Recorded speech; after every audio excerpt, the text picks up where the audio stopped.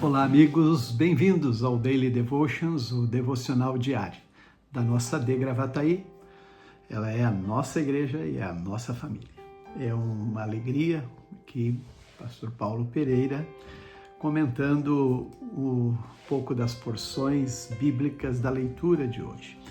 Do nosso propósito de lermos a Bíblia, toda ela neste ano, e louvamos a Deus, né? É uma bênção. E hoje nós temos Jeremias, 23 a 25, e no Novo Testamento, 2 Tessalonicenses 2, 1 a 17. Eu quero começar com 2 Tessalonicenses, porque tem muito a ver com Jeremias, né?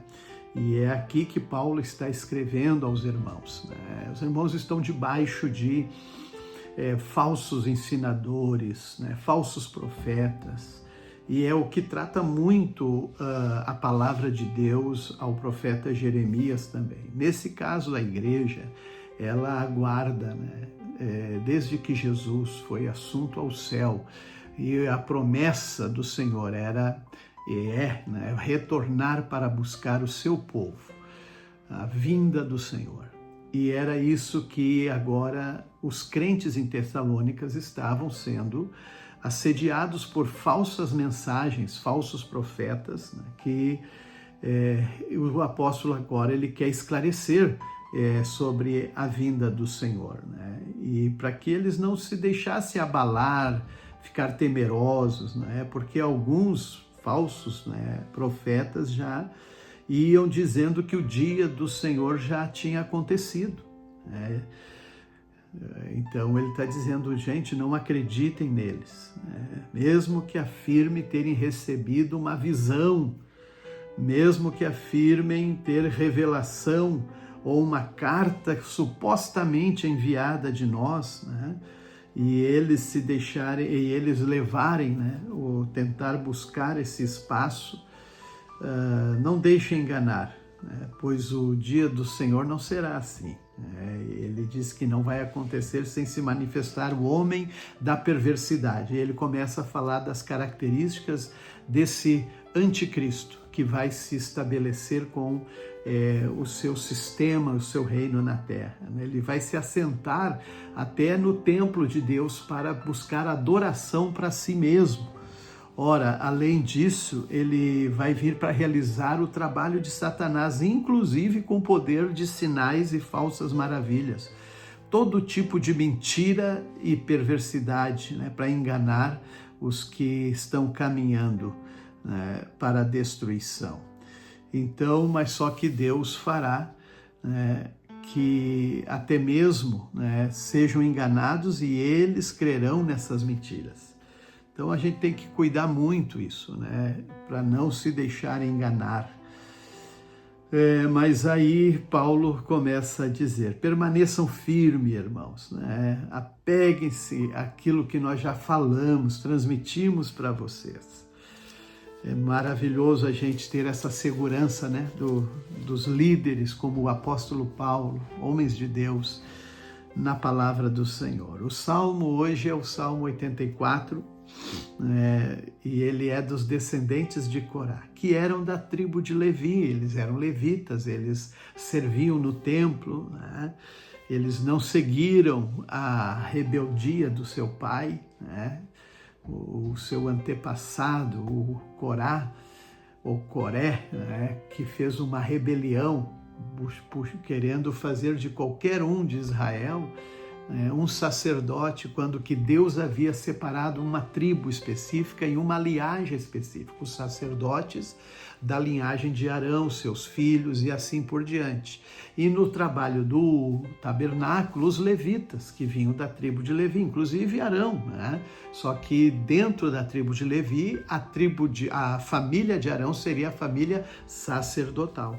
Mas esses filhos de Corá, eles não foram nessa sedição e permaneceram fiéis, né? E eles trabalhavam no templo. É aí que eles podem realmente dizer quão amáveis, Senhor, são os teus tabernáculos, né? A casa do Senhor. E aí vem as expressões deste amor, quando eles olham os detalhes, aqueles passarinhos voando, o pardal, a andorinha, até o pardal, encontrou casa, andorinha, ninho para si junto dos teus altares. Até hoje a gente vê isso lá em Israel, né? Junto aos muros das lamentações, buscando se acomodar ali, né? Os pássaros. E ele diz, como são felizes os que habitam na tua casa, aqueles que servem, né, que cantam louvores ao Senhor. Estava falando dos levitas, que tinham este ministério, né? E assim por diante. Ele diz, eu prefiro estar ali, né, no pátio da casa do Senhor, ou até mesmo estar na porta, como um porteiro na casa de Deus, do que morar aí nas moradas dos perversos. É lindo. Mas voltando então para o profeta Jeremias, ele está agora confrontando, né, os falsos profetas. Ele disse, Deus dizendo, eu não enviei esses profetas, nem lhe dei mensagem alguma, né, porque se houvesse estado diante de mim, eles teriam anunciado as minhas palavras e levado o povo a se arrepender dos maus caminhos, né? E então eles perceberam, né, pela palavra do profeta Jeremias, que tinha a mensagem ali que não vinha do Senhor. E aí Deus fala, por acaso eu não sou Deus apenas de perto, ou também não sou Deus de longe? Pode alguém se esconder, né, de mim? Eu não estou em toda parte, nos céus, na terra?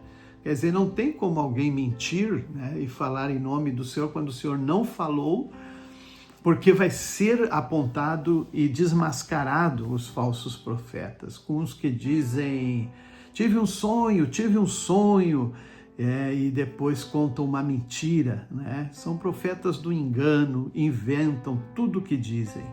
Sonhos falsos, procuram fazer o meu povo se esquecer de mim, porque senão eles não teriam ido após outros deuses, ídolos, né? Mas ele diz, que falsos profetas relatem seus sonhos. Mas ele disse assim, mas que meus verdadeiros mensageiros proclamem fielmente todas as minhas palavras. Aqui tem a diferença entre a palha e o trigo, entre o falso profeta e o verdadeiro profeta. Ele disse, eu sou contra esses falsos profetas que roubam as palavras uns dos outros e afirmam ter recebido de mim. Então, esse texto, desse momento, ele está aqui falando, né, o profeta, contra esses, né, que estavam até mesmo desvirtuando o povo. Mas aqui ele agora também entra para falar, né, sobre a invasão de Nabucodonosor, e contra Joaquim, né, filho de Jeoaquim, que são levados cativos para a Babilônia, né, e aqui o Senhor dá uma visão para Jeremias, onde ele vê cestos de figos bons e figos ruins. Os figos bons são aqueles que permaneceram fiéis, foram também levados cativos, mas com a promessa de retornarem sãos e salvos para a terra de Israel. E os figos maus, ruins, que não davam para comer, eram comparados àqueles falsos profetas, homens maus, idólatras, que haveriam de não mais voltar da Babilônia, do exílio, né? E aqui Jeremias diz, eu estou há 23 anos, né? Ou seja, durante os 23 anos do reinado de Josias, né, eu tenho profetizado e sempre anunciei fielmente, mas vocês não ouviram. E aqui é quando ele se refere, que quando terminar os 70 anos de exílio, castigarei o rei e o povo da Babilônia. Então ele dá o tempo para que o povo ficasse no exílio, para que depois retornasse para a terra de Israel. E com o juízo sobre a Babilônia, né, que fez muito mal também ao povo judeu. Mas assim é que nós percebemos tudo que o profeta falou se cumpriu, né? Porque era palavra de Deus. Que Deus nos abençoe.